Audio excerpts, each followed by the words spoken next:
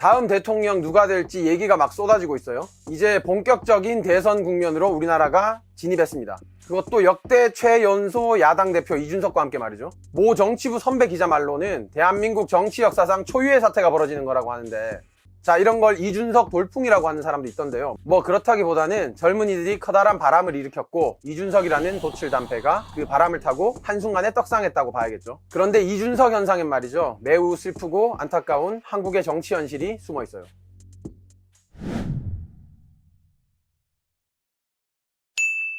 일단 당대표 경선이 왜 이렇게 중요한지부터 살짝 말씀드리고 시작할게요. 지금 이 시점에서 딱 봤을 때 대통령 후보보다 더 중요한 사람이 당대표예요. 특히 야당 당대표죠. 우리나라에서 당대표 파워는 실로 막강해요. 당대표가 대통령 후보 경선판을 짜고 선거까지 지휘하거든요. 돈과 사람까지 주무르죠. 킹메이커로서도 파워가 엄청난데 자기가 킹이 될 수 있는 가능성도 제일 높아요. 그래서 당대표 하다가 자기가 대통령 후보 되는 일도 수두룩하고요. 대통령제 국가라고 다 그런 건 아니고 우리나라가 예전부터 보수 정치 기질이 지배하는 나라다 보니까 더 심하죠. 근데 사람들이 당대표가 이렇게 중요한지 알고 이준석을 지지하는 걸까요? 모르고 하는 사람도 많을 거예요. 그러면 왜 지지를 하는 거죠? 특히 이준석 지지세는 20대, 30대 사이에서 엄청난데요. 자기들이 태어난 이래로 정치인 중에서 자기 얘기해주는 사람이 이준석이 유일하기 때문일 거예요. 보통 지금까지는 젊은 사람들은 진보 정당을 지지한다고 해왔거든요. 그런데 지금 구도를 보면 이쪽을 보나 저쪽을 보나 다 똑같이 늑수구레한 분위기예요. 그래서 이준석 팬덤까지 생긴 이런 현상은 지금까지 보수 정당에서는 거의 뭐 한 번도 없었던 일이고요. 후원금도 쏟아져 들어와서 경선 레이스 초반에 다 모았다고 할 정도예요. 당연하게도 우리나라에 젊은 정치인이 별로 없고요. 게다가 그 없는 젊은 정치인들도 이상하게 젊은 층을 잘 대변해 주질 않아요. 또 정치권과 국민의 괴리가 진짜 큰 게, 정치인들은 청년이라고 하면 보통 45세 이하를 말하거든요. 뭐 아재들이죠. 근데 정작 청년들은 20대 혹은 뭐 나이 좀 많아봤자 30대를 청년이라고 생각하죠. 그러니까 역사적으로 젊은 층을 대변하는 정치인은 드물었고, 지금도 정치권은 젊은 층을 대변하는데 크게 관심이 없어 보이는데, 이준석이란 돌연변이가 갑툭튀해서 젊은 사람들 얘기를 하니까 청년들이 활짝 놀라서 지지하고 난리가 났다, 뭐 이런 상황인 거죠. 자, 왜 그런 건지 보면요, 정치권에는 청년에 대한 유리천장이 존재해요. 유리천장. 이걸 명확히 드러내준 사건이 있는데요. 2016년 3월 청년들을 엄청나게 빡치게 만든 일이 터졌어요. 이때가 20대 총선 직전이었거든요. 그때 더불어민주당이 청년 비례대표들을 대놓고 후순위로 밀어버렸어요. 당원이나 당규에도 분명히 청년을 우선순위에 둔다는 규정이 있는데 대놓고 청년들을 무시한 거죠. 당시 청년 정치인들이 뭐 SNS나 기사 같은데 뭐 인터뷰에서 성토한 걸 보면 너무 젊은데 다음 해도 되겠네, 민주화 운동도 안 해본 젊은 애들이 정치를 뭘 알겠냐, 이런 분위기가 당 전반에 깔려 있었다고 하죠. 공천이나 경선에서 청년 정치인에게 가산점을 주긴 해요. 그런데 이런 정치 현실을 뒤집기에는 턱없이 부족하다는 얘기가 계속 나왔죠. 뭐 새누리당도 다를 게 없다고 해요. 비례대표 딱 한 자리 만들어서 청년들 희망 고문해 놓고 자리 줬으니까 됐다 이러면서 생색내는 분위기라고 하고요. 정치권이 젊은 세대는 좀 무관심했던 거죠. 그러니까 젊은 정치인이 당선된다고 해도 자기 세대를 대표하기보다는 당을 지키는 호위무사처럼 싸우는 거고요. 그런데 유럽에서는 30대 정치인들이 뭐 대통령이다, 총리다,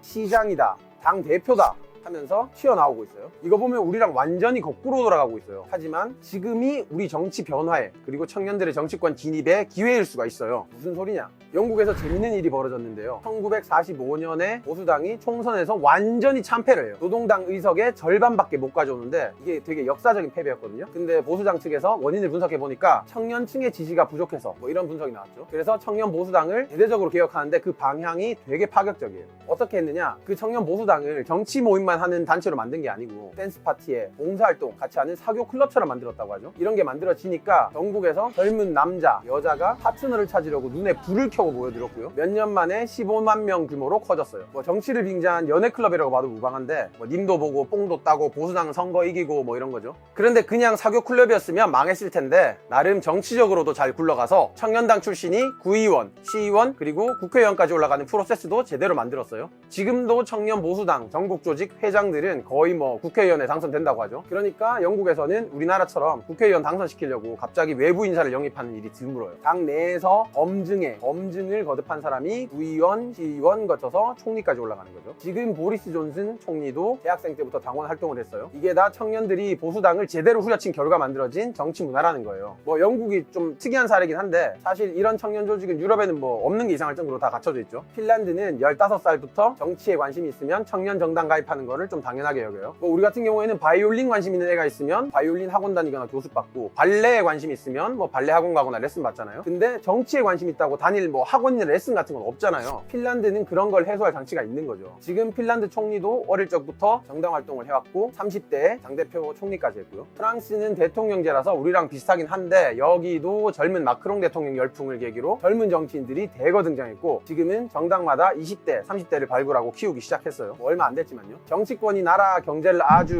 번화하게 말아잡수신 스페인이나 이탈리아 같은 나라에서는 30대들이 정당을 만들어서 엄청난 인기를 끌기도 했죠. 자, 그러니까 유럽이 많이 앞서긴 했는데 걔네들도 청년 정치가 중요하다는 걸 뭐 신의 계시를 받고 나라 만든 것도 아니고 시대의 변화를 겪고 시행착오를 하면서 지금까지 온 거죠. 우리도 정치권이 청년의 중요성을 감지하긴 했나 봐요. 더불어민주당은 작년 초에 청소년 국가를 만들어서 지원하고 있어요. 21대 총선에서는 20대, 30대에게 경선 비용을 보태주기도 했고요. 국민의힘도 작년 말에 청년의 힘이라는 당 청년 조직을 만들었어요. 근데 솔직히 우리는 청년이 비집고 들어오기가 진짜 빡세긴 해요. 유럽도 보통 청년들은 비례를 타고 의원 배지 달거든요. 우리는 비례 비율이 좀 낮은 나라고요. 거기다 비례의원 중에 삽질하는 분이 많다 보니까 비례 비율을 더 낮추라는 요구도 있죠. 창당을 해보려고 해도 우리나라 창당법이 엄격해서 전국적 조직을 갖추지 않으면 힘들고요. 학교 수업에서 정치인 되는 법 뭐 가르쳐주는 곳 있나요? 잘 없을걸요. 그래도 우리나라가 한번 세게 당하고 제대로 정신 차리면 바로 적용하고 따라잡는 게 특기잖아요. 자, 아마 이번 일을 계기로 당장 유럽만큼은 아니라도 젊고 스마트한 정치인들 많이 볼 수 있기를 기대해봅니다.